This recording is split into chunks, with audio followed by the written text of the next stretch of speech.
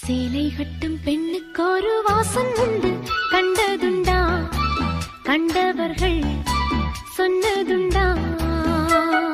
சேலை கட்டும் பெண்ணுக்கு ஒரு வாசம் உண்டு, கண்டு கொண்டே கண்களுக்குள் பள்ளி கொண்டே.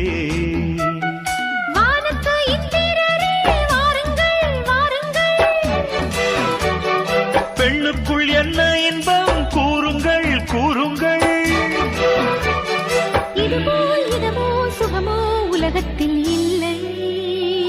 இவளின் குணமோ மனமோ மலருக்குள் இல்லை. சேலை கட்டும் பெண்ணுக்கு